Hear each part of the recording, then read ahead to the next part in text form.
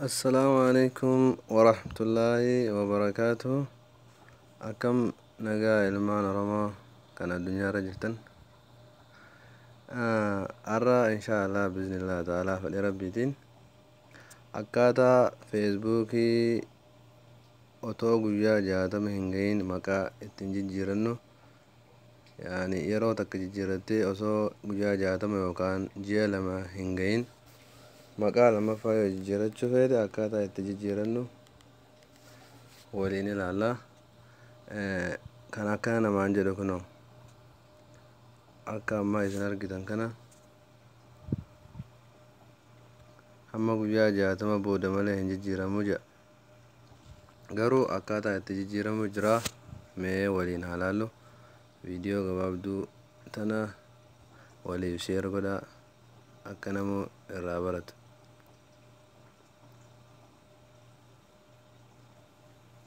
Hayyee feesbuukii keessan erga seentanii booda gara sarara sadiin wal jalaa gubbaa jiru kana hin tuqxan jechuu. San booda gara siitingii deemtan. Setting and prefix ka jedhu prefice ka jedhu tuqxanii achi booda settings kana tuqxan. Isinii galaa jiraami jalqaba as tuqxan jechuu. Ergasii ammoo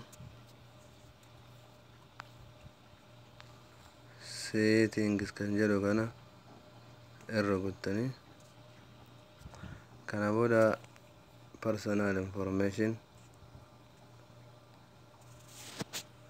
achin booda directly name kan jedhu iddoo maqaa hin tuqxan akkuma nama maqaa jijjiirrachuu deemuu dhattanii jechuudha. Saniin booda kunoo order change order of name maqaa isuma dullachumatti jechuu isuma duraatti yoo jijjiiramuu feete kanuma as galabbatee jechuu. Fakkeenyaa ummu kaalid kan jedhu kana kaalid ummu jedhee si jijjiira. Kun ammoo kana bira kuttanii you cannot change your name on Facebook at this time because you have changed it in the last 16 days. You can still change the order. Haye kan jedhu kana jechuu. Achiin booda learn more bakka jedhu kana tuttanii osoo isin tuynen booda dhuftanii nickname kana other name kan jedhu kana jechuu. Nickname kana jalatti kanatu erga tuttanii booda akkanatti isinii baasa. Type name jedha. As nickname irra dhiistanii maqaa Facebook itti jijjiirrachuu barbaaddu san isa san asitti barreeffatu. Fakkeenyaaf amma ummu kaalid kanarraa gara maquma tokkollee haa ta'u yoo jijjiiruu barbaadde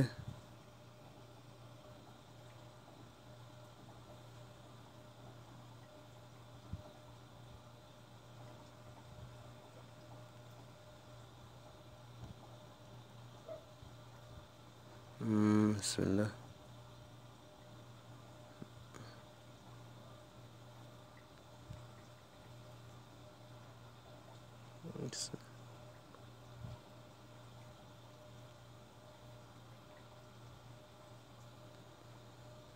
for example akkanatti haa jijjiirru Islam is peace kan jedhu kanatti achiin booda show tab of profile kan jedhu kana bira tuqaastan tuqaatana jechuu. Kun asitti yoo tuqaasuu baattan profile keessan biratti hin mul'atu maqaan kun. Achiin booda save isa jedhu kana rukuttan. Hayyeega haala kanaan save isinii ta'a jechuu. Amma of duuba deebitanii ilaaltan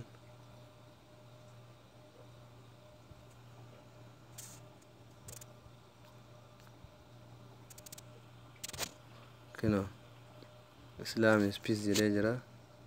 Isa kana screenshot gootan jechuu. Screenshot yookaan suuraa kaafattan. Erga suuraa akkana kaafattaniin booda iddoo itti maqaa jijjiirratan kan reefa waliin dhahne san dhaqxan. siitingii keessaan jechuu. Hayyee personal information iddoo maqaa irra rukuttanii kunoo asiin bakka maqaa kana dhuftanii hayyee ammaan kana eessa tuttanii learn more bakka reefu isin garsiise kana erga maqaa nickname guuttattaniin booda suuraa kaafattanii learn more kana tuttan.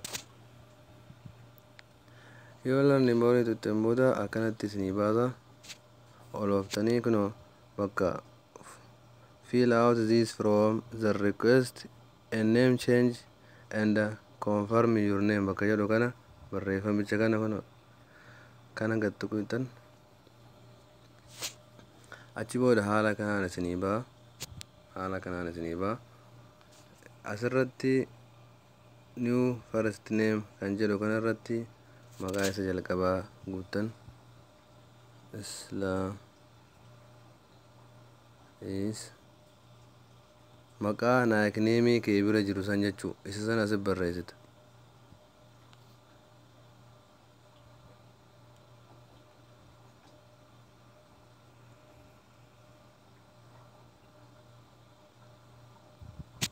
Islam is peace dirqama nickname isa reefu save godhatte sanii wal fakkaatuu qaba.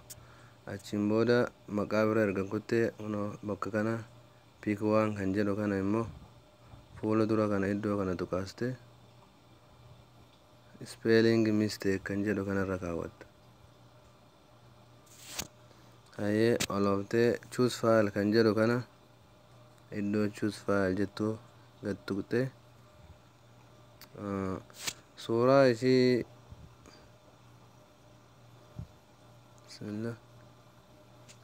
ishii reefu profile irraa murtisan isii reefu screenshot goote san irratti ol baasta.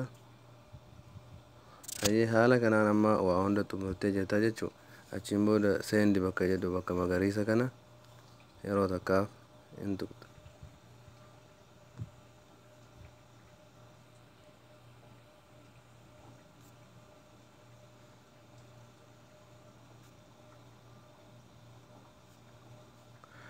Dhiifama networkiidha of duuba deebi'ee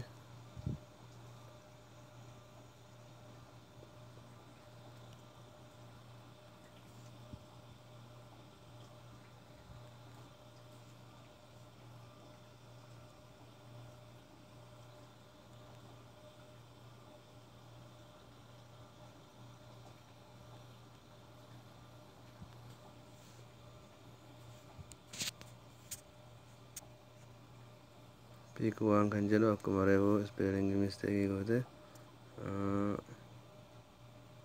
kan ammoo profile choose file kan jedhu suuraa reefu murtisan irratti ol baasta. Achiin booda send kana tuqxaa jechuu. Kanan booda yeroo send goote thank you choosing from name maalis hin jedhe yaani saa 24 booda dhibbatti maqaan siif jijjiiramaa jechuudha. Karaa kanaan jijjiirradhaadha. Viidiyoo kanallee share walii godhaa irraa fayyadama. Ani amma sababaa jijjiiruu hin barbaanneef isin garsiisuuf malee jijjiiruu hin barbaadu.